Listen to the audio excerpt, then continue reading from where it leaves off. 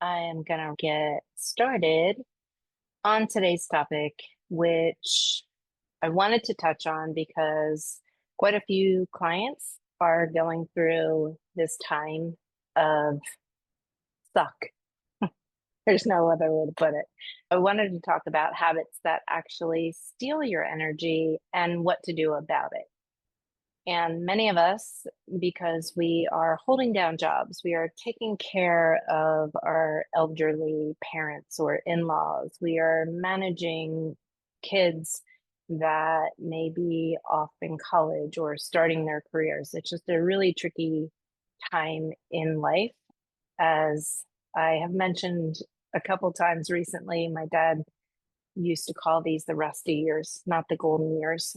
Some of the habits that we sometimes overlook are inhibiting our energy levels and quite honestly, making them worse. What we're going to talk about are those five habits that steal your energy and what to do about it. Overworking and lack of boundaries, for lack of a better word. But when we are so constantly fixated on work and there's an endless to-do list, if you can take your day and look at it and say, are these long hours that I'm working really creating more productivity, or are they actually working in reverse? And is this really draining me? We know that when we are working nonstop, it does create a prolonged stress response, and it actually deprives us of recovery time. It can disrupt our sleep patterns, it can strain our immune system. And the reality is, it leaves us little time and space to focus on relationships and activities that actually replenish us. So, how do we fix it? Really, there are three things to consider, and that is setting clear boundaries. What does your workday look like? When are you starting? And what is your drop dead log off time? If you're in an emergency situation and it's a one off type of situation, that's one thing.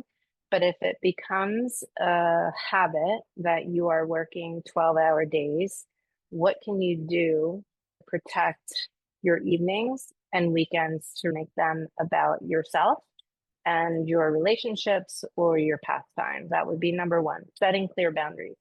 Number two, making sure that you're scheduling downtime. Even if it's in the middle of your day, if it's 15 minutes, block that non-negotiable personal time, whatever it might be that you want to accomplish. It could be just a break from the monotony of your workday, a break from your desk, where you go outside and you walk for 15 minutes.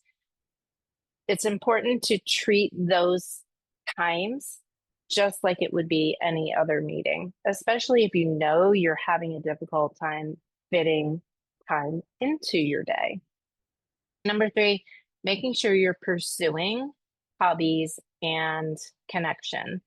Taking that time, making sure that you're doing activities that you enjoy with the people who energize you and people that matter most to you.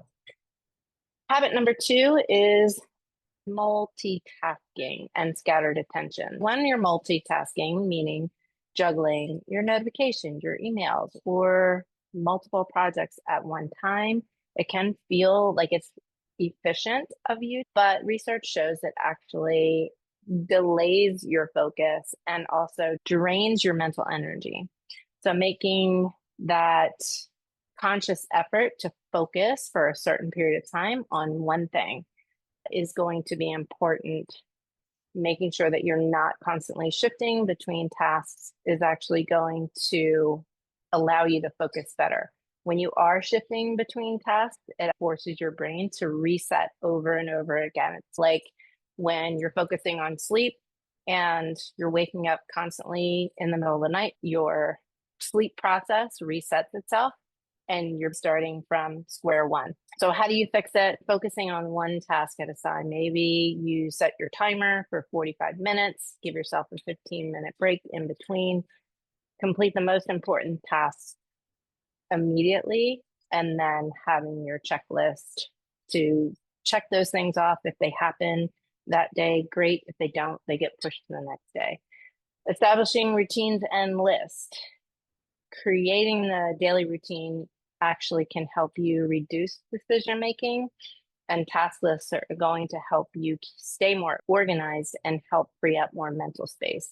Turning the notifications off on our devices, putting yourself into do not disturb mode or personal mode. Technology is good in that regard because we have the ability to turn the notifications off. So beginning of your workday, or when you know you have to focus on an important project, go ahead and turn those notifications off so that you're not distracted. It seems like you can get a ping and then you jump over to your email and then you say, oh my gosh, there's 15 emails in here. Let me look at them, when it's just distracting from what you're trying to accomplish. Habit number 3, decision fatigue from your everyday, more trivial choices. All of those micro decisions, like what to wear, what to eat, what you're going to listen to on the way to work, consumes your mental resources. And over time, all of that decision fatigue starts to impair other decisions, and it reduces the energy that you have to get your more important work done. We only have so much capacity within our brain, and ability to make decisions really starts to challenge your bandwidth in your brain to make more important decisions. What do? That's why I love setting my clothes out the night before. Even when I'm not getting dressed up to leave the house, I always have my workout stuff out ready to go. I have my water in the bathroom so that I don't forget to drink. And typically during the week, especially, I try to keep my meals pretty simple and have food prepared. So I'm not having to decide what am I going to have for this meal. Just helps simplify my daily decisions throughout the week. The weekend might be a little bit more flexible, but during that time when you know you've got to focus, removing those decisions and having them done ahead of time really helps. And then if there are any decisions that you can delegate, and that could be even instead of having to run to the grocery store, using an app, placing your order and just swinging by and picking up, or have it delivered. Or you may get somebody in your household or in your office. If it's not a major decision, have somebody else make those decisions. Delegate can eliminate a lot of the stress of your day, whether it's in the office or at home. Habit number 4, skipping sleep and eating poorly. I lump these two together because they're more habits that I talk about on a daily basis. Make sure you're getting 7 to 8 hours of sleep, as close to that as possible. Some people just have a hard time sleeping. So what can you do to push yourself closer to that? If you're only getting 4 hours, I would not aim for 7. Maybe you aim for 4.5 hours. It's slowly increasing the amount of sleep you're required. If you're not sleeping well, that tends to lead to fatigue to begin with, can also affect your immune system. And then skipping meals or relying on eating out or processed fast at your fingertips foods can cause blood sugar spikes and crashes. So why does it drain you? Sleep deprivation and poor nutrition can disrupt hormone balance and your cognitive function, just leaving you sluggish and actually irritable, angry. Over time, it's going to undermine your ability to make decisions. So how do we fix it? We want to make sure we're prioritizing sleep, create your wind down routine, limiting your screen time, keeping your bedroom cool, dark, and truly start to work yourself towards 7 to 8 hours. Lots of other sleep strategies to incorporate. Those are just a couple. Make sure you're eating balanced meals. Focus on protein, healthy fats, and fiber-rich carbohydrates just to keep that energy steady. If you're experiencing the mid-afternoon slumps, chances are it's probably not enough protein. You might have too many carbohydrates. Try to balance your protein intake and also your fat, and make sure that you are having carbohydrates that are not going to make you sleepy and have you crash. PFF, the protein, fiber, and fat. And always have food available so you are not making last minute poor choices. Even if you know you're running out the door and you don't have time to make a lunch, having your water ready to go, having a protein bar or a shake so that you're not stopping at a drive-in on the way home is going to set you up for success as far as skipping meals or eating poorly is concerned. And then just make sure you're staying hydrated. Drinking water throughout the day can also prevent fatigue caused by dehydration. It can also help with hunger. Lastly, habit number 5, especially right now, consuming social media, TV, the news. It's just crazy out there in this world. Sometimes it can be like a dopamine hit. That's a good thing, and you want to consume more. Sometimes that dopamine hit leads you down a road of discovery where you start seeing things that you don't necessarily want to see or that you don't align with. So making sure that you are not doom scrolling, because that does feed stress and anxiety, and that will also disrupt your ability to focus on the things at hand. It's a hidden energy that we don't think about, because 20 years ago, when we didn't have all this technology, we didn't have the ability to allow it to distract us because it didn't exist.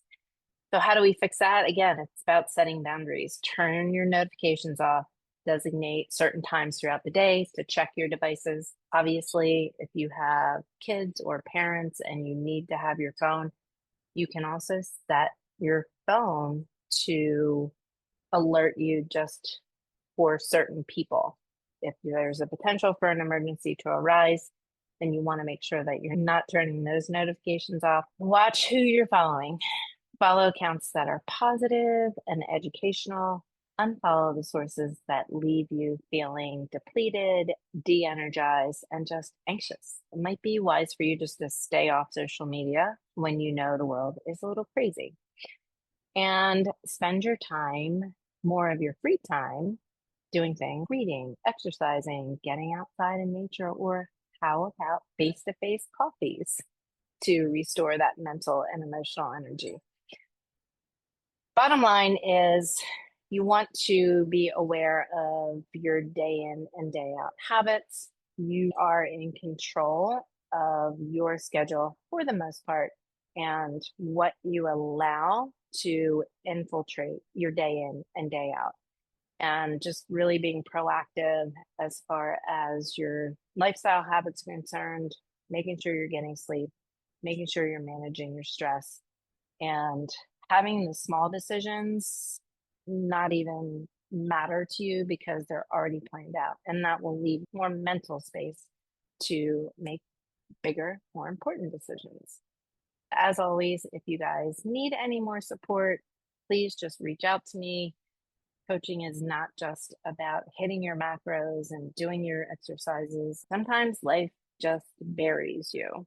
And when that happens, think about ways that you can push towards your goals that may not be so taxing, like tracking your food or making sure you're getting that hour workout. Even if you're able to snap pictures and send them, or plan for a 15-minute walk versus 0, you're going to feel better doing a little bit of something than feeling like you're failing at another thing when your world is just crashing down. All right. If anything pops up and or you need direction or just somebody to talk to about how to manage your habit and situations that might be arising currently, don't hesitate to reach out.